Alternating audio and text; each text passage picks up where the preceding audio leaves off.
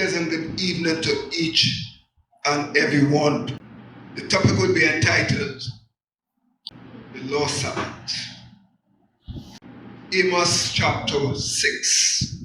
We're going to read verse 1 and verse 3.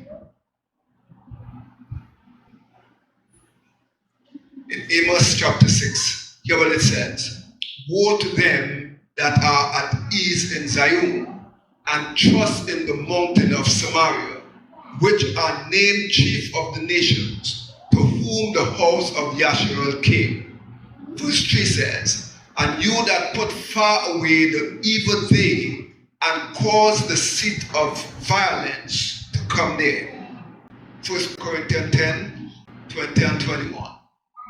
The scripture says to us, but I say that the things which the Gentiles sacrifice, they sacrifice to devils and not to Yah. And I would not that you should have fellowship with devils. For you cannot drink the cup of Yahuwah and the cup of devils. You cannot be partakers of Yahuwah's table and the table of devils. So in order for us to comprehend what this portion of scripture in the renewed covenant, what it really says to us, we have to go back into the Tanakh. You would observe in Leviticus chapter 17, we're going to read from verses 7. And they shall no more offer their sacrifices unto devils. After whom they have gone a-whoring, and this shall be a statute forever unto them throughout their generations. I read that again. And they shall no more offer their sacrifices unto devils, after whom they have gone a-whoring. For this is a statute forever unto us throughout our generations. So the question today, Lamentation 2:6. He had violently taken away his tabernacle, as if it were a garden, and he had destroyed his places of the assembly. And Yahuwah had caused the solemn feast and the Sabbath to be forgotten in Zion, and had despised in the indignation of his anger the king and the priest. So the question today is there anything like an evil day? Because the scripture says Yahuwah had created the first day, the second day, third, fourth, fifth, sixth day, and the seventh day, and he said it is good. So if he had created all things and it was good, then how come that the scripture speaks to us of an evil day? And many would say that that evil day is speaking of the day of Yah, or whether they refer to it as the day of the Lord. Or some may even say it speaks to the times of Jacob's trouble. But my brothers and sisters, I want to show you a greater and a deeper understanding of this narrative, because this here was speaking to us and to remind us of the time and the ministry of Jeroboam. Because in the days of Jeroboam had corrupted Yahuwah's order of worship. He had corrupted it. And we must remember that Yahuwah, our master, our sovereign one, he had commanded us, he had instructed us that we must remember the Shabbat day and keep it Kadash. And if he said to us we must remember the Shabbat day and keep it Kadash, then it says to us we must try to understand how the true Shabbat had been lost. I know many people today say that the Shabbat could never have been lost. That the Shabbat of creation, 6 days Yahuwah created, and the 7th day he rested. And the Sabbath continued from that time on right down to today. But I will show you that the scripture, the true 7th-day Shabbat, had been lost. The deception that continued to evade many of us. But allow me to take you back to the scripture where it says, woe unto the pastors, woe unto the under shepherds that lead Yahuwah's people astray. Jeremiah 23 verse 1. Woe unto the pastors. And why he said that? Because he said that they destroy and scatter the sheep of his pasture. And we know fully well that the Hebrew word for destroy is to lead astray. So if we are told that pastors, false teachers and apostles, that they will come after the working of Hasatan, because Hasatan, the scripture says, transformed himself into a messenger of light, then we know that he have an assembly on the earth that is preaching and teaching and proclaiming what he would want them to proclaim. So for many of us who continue to be told that the true Sabbath of 6 day and a 7 day, that is the original Sabbath, we say to you, my dear friends, that it is erroneous. And I will show you based on scripture and scripture alone. And one of the things about it is that we understand that when the scripture says to us, woe unto that shepherd, it speaks here in that we as believers must be able to confront these pastors, the leaders, those that propagate erroneous doctrine. We must be able to confront them and challenge their philosophy, challenge their doctrine, because they are causing many to be led astray. When the scripture says, woe unto the shepherd, he had repeated this phrase throughout the scripture. He said, woe unto the people in the earth. Woe unto the people in the earth. Why? Because Hasatan has been cast down onto the earth. He said, woe unto those that call evil good and good evil. He went on to say, woe unto the man by whom offenses cometh. And we can see this in Matthew 18:7. So when Yahuwah said, woe unto the world because of offenses, for it must need be that offenses come.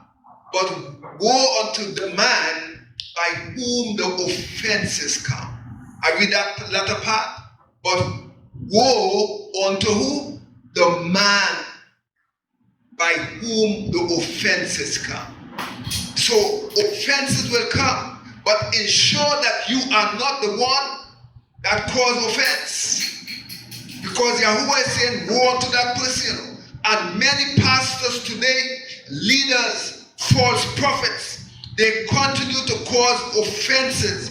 They have caused many to be led astray simply because they follow after their own spirit and have seen absolutely nothing. But they say, Yahuwah say, GD say, and the Lord say.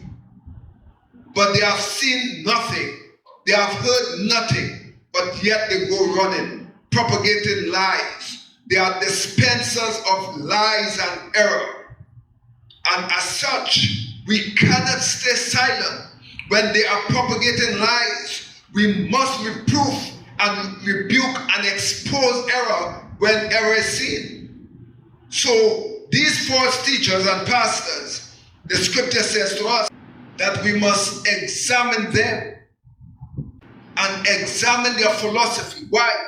Because again, they are promoting lawlessness. And why he said woe unto them is because instead of they feeding the flock of Yahuwah physically and spiritually, they are only feeding themselves. In 2 Corinthians 11, we're going to look at it and we'll read it in the context from verses 7 all the way down to 15. Let's look at it. He says here, but though I be rude in speech, yet not in knowledge, but we have been thoroughly made manifest among you in all things, Have I committed an offense in abasing myself, that you might be exalted, because I have preached to you the Basora of Yahuwah freely? So Paul, Shaul, preached the Basora to the people freely, because freely you receive and freely you give. Today people are prostituting the word of Yahuwah. Though I'm speaking about Sabbath, it is important that I show you the spirit of those that are not true to the cause, the messengers of Hasatan. He said, for I rob other churches, taking tithes, taking wages of them to do you service. When he said he robbed them, he didn't rob them, but he just that he took tithes and offering and whatnot from those other churches because he didn't want to be a burden to this particular church or assembly. He said, and when I was present with you and wanted, I was chargeable to no man. For that which was lacking to me, the brethren which came from Macedonia supplied. And in all things I have kept myself from being burdensome unto you. And so will I keep myself. So here we are seeing that it is not that Shaul did not understand the spirit of giving and receiving, but he was showing us that he didn't want to be a burden to the people. Today you have a lot of pastors and preachers, evangelists and teachers and false prophets that continue to prostitute the assemblies, manipulating the people, manipulating the principle of tithing and these different things. And as such, they have now come with prosperity messages and all these different things, which in itself, by itself, it is dangerous. But if it is part of the Basora, then it can be preached. But when it is the all in all, then something is wrong. He said, and as the truth of Messiah is in me, no man shall stop me as of this boasting in the region of Achaia. Wherefore, because I love you not, ye know it. But what I do, that I will do, that I may cut off occasion from them which desire an occasion, that wherein they boast, that they may be found even as we. For such, he says, are false apostles. False apostles are what? Those that continue to manipulate that spirit of tithing. You understand me? They manipulate it. But the prosperity preachers today, Shaul said he took from the other assemblies. Alright? So I just throw that in there for you to understand the concept that when you are looking at false prophets and apostles, understand this in the context in which he spoke. And here he said, for such are false apostles, deceitful workers, transforming themselves into the apostles of Hamashiach. And no marvel, no wonder, because Hasatan himself is transformed into an angel of light. Alright? So if Hasatan had been transformed as an angel of light, then it is important for us to comprehend, my brothers and sisters, how now he came to be an angel of light. I want to take you back into the Tanakh, that the very first place, right, we know that they mentioned where they worship devils was in Babylon, with the worship of Nimrod. From there, you saw Yahuwah had to destroy that creation, scatter the people. And then you saw in the time of Moses and Aaron, when Moses went up to receive the commandments, and Aaron was telling the people, tomorrow is the feast of Yah, and here is your God. Here is your God. And he had given the people, he had presented to the people calf worship. Now, in this form of worship, this calf worship is what they refer to as sacrificing to devils. We also see that after that, the scripture says that Yeshurun fell into calf worship. But how did they fall into that? They fell into that system of worship by virtue of Jeroboam. Before I go into that issue of Jeroboam, I want to say that many people believe today that they are worshiping on the true Shabbat. They are worshiping on the true Sabbath. Even our Seventh-day Adventist brethren and the believers, many of them have been deceived. Because remember, false apostles and false prophets, their aim is to deceive you. So if their aim is to deceive, then the people that have been deceived, we must have compassion on them. Why? Because we understand that it is based on what they had been taught, what they had been fed. It is not their fault.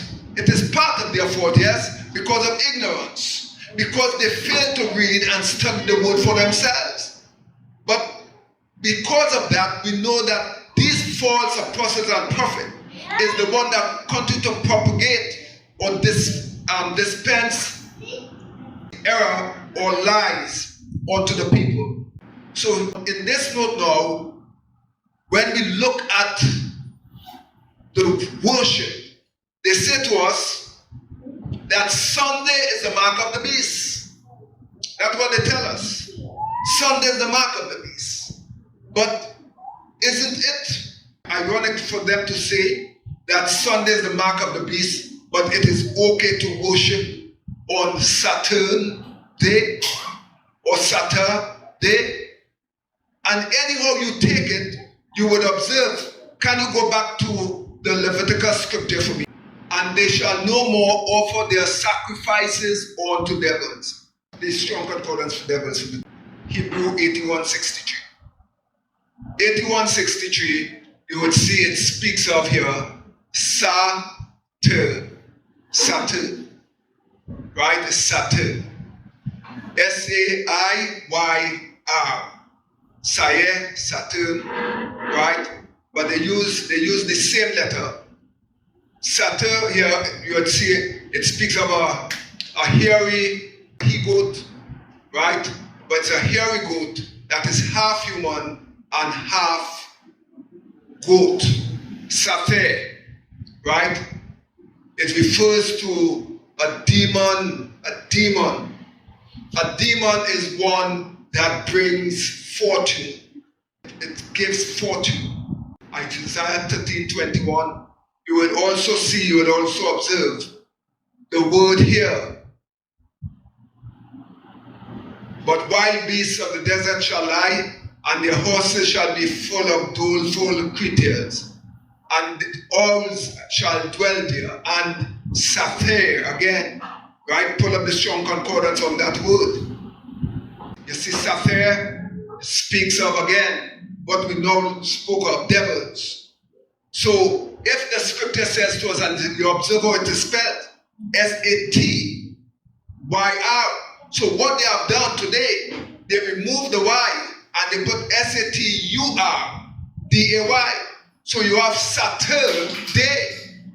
You understand me? So the phonetic song continues to be there. So when they tell us that Sunday is the day of the mark of the beast and is belong to the devil, the scripture warns us that there is an evil day. And why is it became an evil day? In Amos 6:1, the scripture tells us, woe unto them that are at ease in Zion, because we can get comfortable in Zion. But Zion is not to be a place to be comfortable. It's a place that we must be learned, we must be equipped and prepared at all times to give a response for the faith in which we believe. And here what he says, they are at ease in Zion and trust in the mount of Samaria. So here it tells us that the people who were professing to be Hebrews, they continue to trust in the mountain of Samaria. The mountain of Samaria is symbolic of devil worship. This devil worship is whom Jeroboam gave to the people of Yasharal, where he said to them, on the 15th day of the 8th month, instead of the 15th day of the 7th month. So what he had done, he had changed Yahuwah's calendar.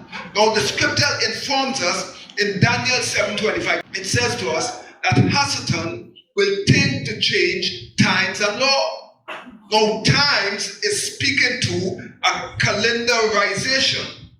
So if it is speaking to calendarization, then it means to say you have to first change Yahuwah's calendar. So in changing the calendar is where now they have moved away from the true 7-day Shabbat. Because the true 7-day Shabbat of creation, according to Ezekiel 46:1-3, it talks about 3 categories of days. You have your new moon day, you have 6 work days, and you have a Shabbat. That is the order in which Yahuwah had given the people and his calendar that we must follow. A new moon day, 6 work day, and a Shabbat. So here now, Hasatan had deceived the people, and the calendar again, we know, was changed in the time of Hillel too. So here we are talking about the trust in the mount of Samaria. And allow me to show you, and I'll come back to this. When they talk about trusting in Samaria, 2 Chronicle 11:14-15. For the Levites left their suburbs and their possessions and came to Judah and Jerusalem. For Jeroboam and his sons had cast them off. They had rejected the Levitical priesthood from executing the priestly office unto Yahuwah. And he, Jeroboam, ordained unto himself priests from the high places, and for devils. So this man was very instrumental, and for the calves which he made. So the same calves that were worshipped under Nimrod and worshipped under Aharon and all these different things, the calf system remained up to today. And that calf system, because remember the word Satur talks about devils. So if Satur points you to devil, and the Most High says that we must not partake of devils. 1 Corinthians 10, please. 20 and 21. So the Most High had admonished us, speaking to us in the renewed covenant. And many people have not made the link and the connection as to who the devil is. Because it says here, and I say unto you that the things which the Gentiles sacrifice, they sacrifice to devils and not to Yah. I will not that you should be ignorant or have fellowship with devils. For you cannot drink the cup of Yahuwah and the cup of devil, and you cannot be partakers of Yahuwah's table and the table of devils. And today, this is what is going on in world religion. Many people professing Yah and drinking and eating from table of devils. And the connection is that if Samaria, the mountain of Samaria, that speaks to devil worship, and the scripture says that Satur, which is devil, it means devil. And if Satur is devils, then we know that Sunday was worshipped in honor of the sun, Moon day in honor of the moon. So Saturday would have been in honor of who? Not devils. So when you put the word Satur, S-A-T-U-R, right? Or S-A-T-Y-R, and you put a dash and you put the day, it tells you then it becomes now the day of the devil. Saturday or the day of the devil. That is what it translates to. So the deception that lies is that while he make everybody looking at Sunday as the mark of the beast. And people here are saying, oh, well, we worship on the Saturday. You see? So we say we're going to go, not understanding that you have been thrown off course. They feed you one lie here, but they're sinking you on the other end. So for many people, even today, our Seventh-day Adventist friends, families, etc., that continue to preach and teach a Greco-Roman or a Gregorian calendar Sabbath, 7-day Sabbath on a Saturday, it is erroneous. And allow me to prove to you from the scriptures. The scripture says to us that this same Jeroboam, that he had set up a grove in Samaria. The Hebrew word for grove, Strong Concordance, Hebrew 8:42. It speaks here of Asherah. It is an idol. And behind every idol, there's a devil. Behind every idol, there's a devil. And that is why many people get offended when you speak to them and telling them about pagan days. Remember, however, that the Most High had never given us names of days, months, weeks, and years. He had never given us names. He gave us numbers. First day, second day, third, fourth, fifth, sixth day, and the seventh day he said Shabbat. Likewise with the months, first month all the way up to the 12th month. Okay? So it tells us that when our ancestors came out of Babylon, they came out with a Babylonian culture, and that culture was it was ingrained into their psyche, in that they continue to worship idols. They worship the Asherah pole. Asherah was also referred to as in Babylon as Astarte, the goddess of fortune. Remember this? The goddess of fortune. And they say that her consort was Baal. So from there now we can branch off and we can go to a strong concordance again, Hebrews 62:53. You see it speaks, the same Asherah is also referred to as Ashtoreth. And Ashtoreth is referred to as the star. So how come now that when they came out of Babylon, when prior to that, there was no Star of David? But all of a sudden now, coming out from Babylonian culture, you hear they start to talk about the Star of David.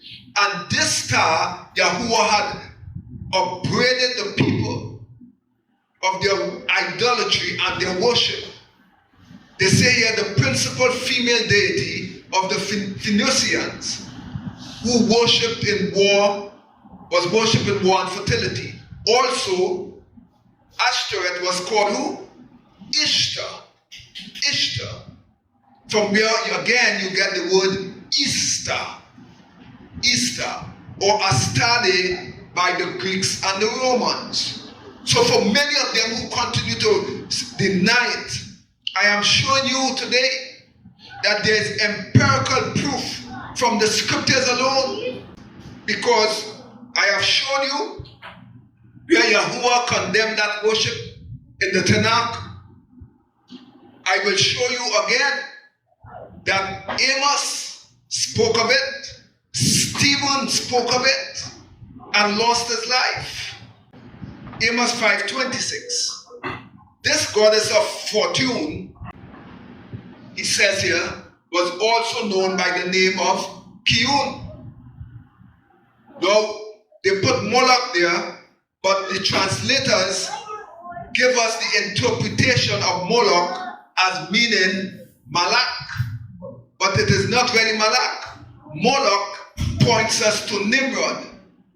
So it speaks of devil worship from back then. He said, for you have borne the tabernacle of Moloch and Kihun.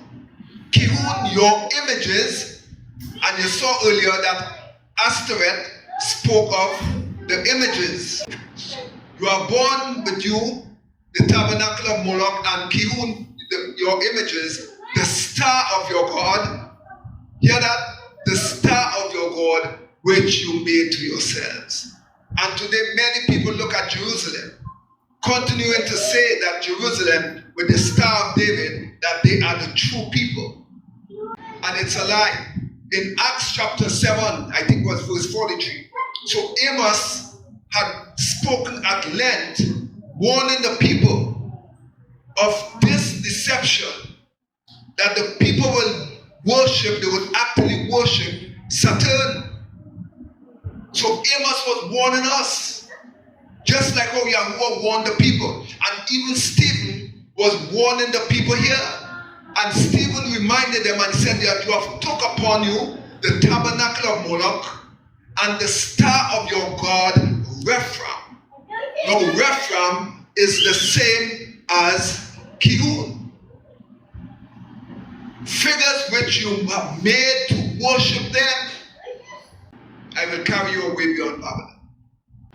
It tells us at length that even these men, these prophets, warned us of devil worship, of the day of Saturn. Amos 6:1. Trusting in the mount of Samaria is to trust in a pagan system that Yahuwah had never given to us. It is to trust in pagan days and weeks and months and holidays that the Most High Yah had never given to his people.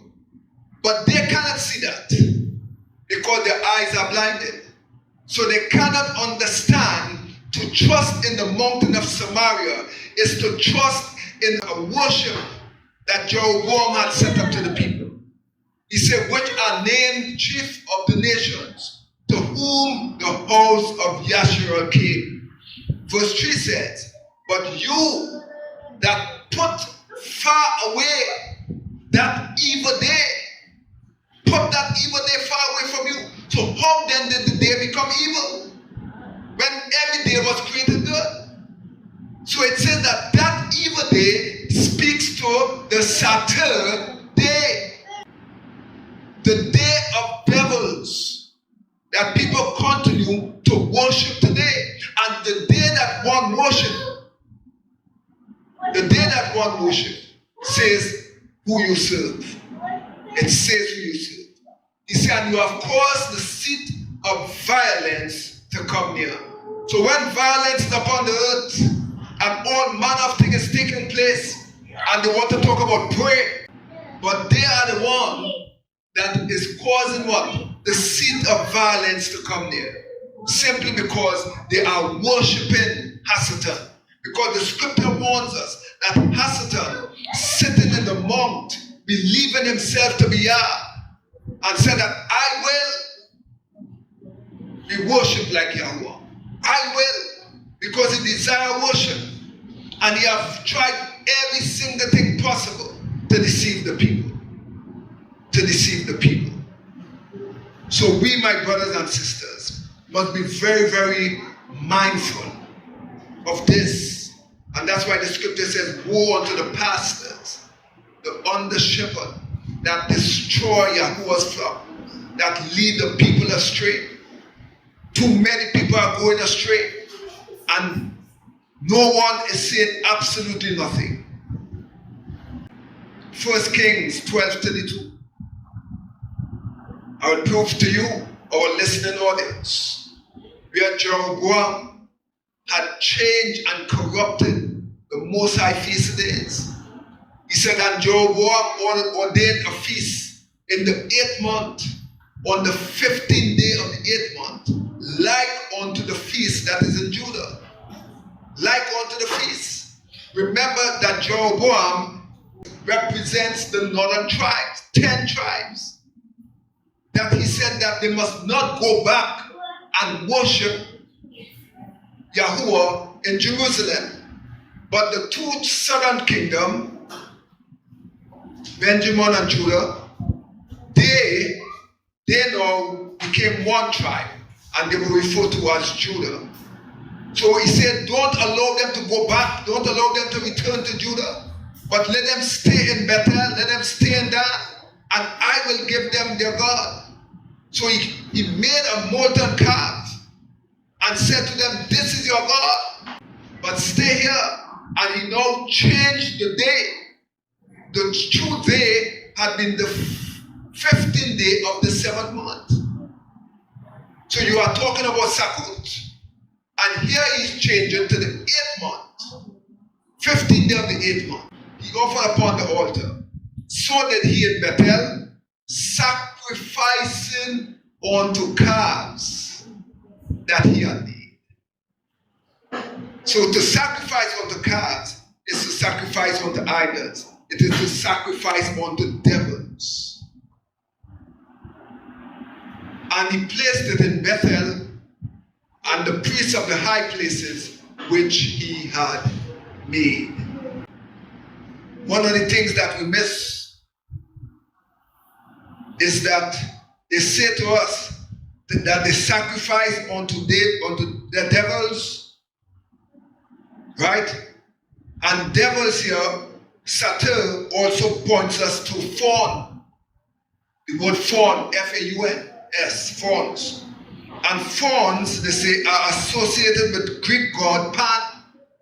So if you would observe here, it shows us again. Saturn, they said this was taken from here. Saturday after Saturn, it was the Roman god of agriculture. So they say here, Saturday came from Saturn. So Saturn now, they caused the people to worship the planet Saturn. But it goes deeper than that because Saturn came from the word satyr. And satyr, S-A-T-Y-R. But to deceive the people, they changed the Y and they put a U. So it's S-A-T-U-R. And you put a dash between the R and the D, you have Saturday. Saturday. Where they now say Saturn's Day. And that Saturn's Day, and they say the Old English Satyr. Satyr. The Old English, they refer to them as Satyr. And it means the day of Satyr or the day of Saturn, which we know that Satyr talks about devils. So Yahweh says that we must not sacrifice unto devils because you are worshiping in vain. So again, Saturn, which talks about the day of Chronos, because Saturn is also called Chronos.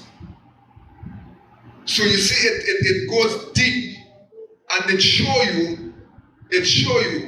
They said Chronos is the Greek god. He is also referred to as Titan, who ruled the universe until he was dethroned by his son Zeus. It says here Saturn worship, the great father of time. Great father of time. The planet Saturn is known as the dark sun. Thus the god Saturn is characterized as being cold, dark, and evil. Cold, dark, and evil, yeah? In ancient time, he was the most evil of the gods. Today, millions of people honor Saturn. And how do they honor Saturn? By worshiping on the day. So when they talk about Saturday, and you're fighting for a Saturday Sabbath, you want to kill, You want to kill for a Saturday Sabbath and a Sunday Sabbath.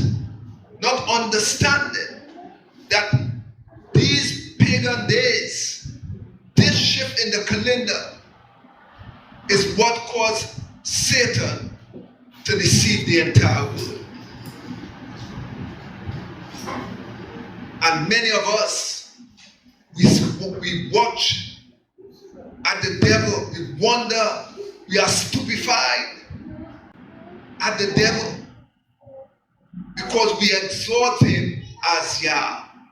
We worship him as Yah because we want to honor the day of Saturn. Right? And that is why he said that even in Hinduism, Saturn is called Brahma. He is called Brahma. The Wiccans refer to him as Pan. Then in the Zen, call him Buddha.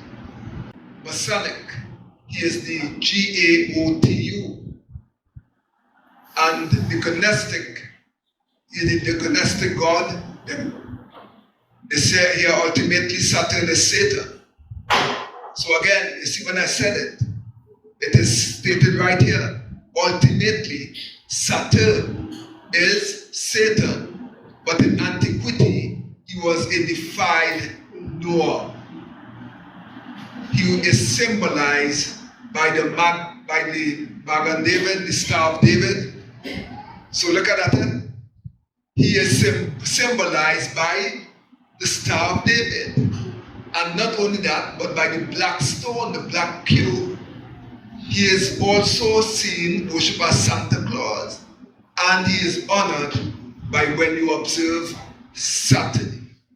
Now, in this chart here, you would see that Saturday was the first day, right, in the early times of Rome, the Roman Empire. Saturday was the first day. So if Saturday was the first day, Friday would have been the seventh day. Okay? So it was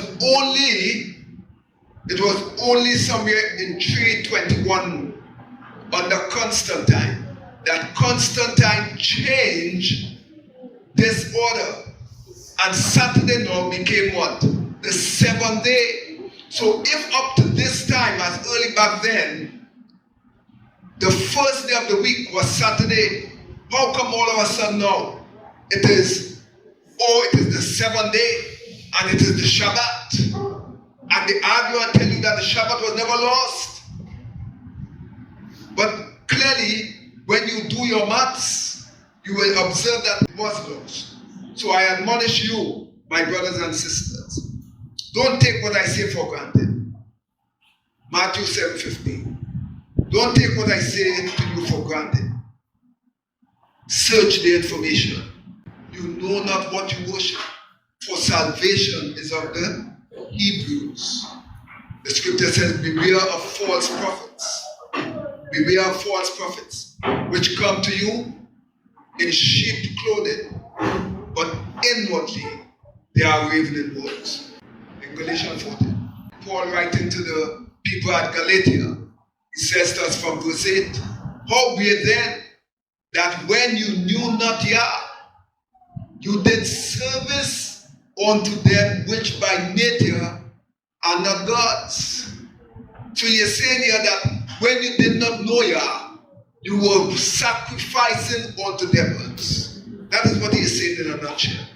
He said, but now, after that you have known Yah, or rather are known of Yah, how turn you again to weak and beggarly elements, whereof you desire again to be in bondage? For you observe days, months, times, and years. I am afraid of you, lest I have bestowed upon you labor in vain. So instead of the people acknowledging Yahuwah's true calendar of a new moon day, 6 work day, and a Shabbat, they hold fast to a Gregorian calendar of 6 work day and a continuous 7-day Sabbath in honor of the god of Saturn. And they continue that worship right up to today. So they are holding fast to the mountain of Samaria. They are holding fast to the philosophies and the doctrine of Jeroboam. Take heed, my brothers and sisters. Take heed, all you hear. We ask you to like, share, and to subscribe.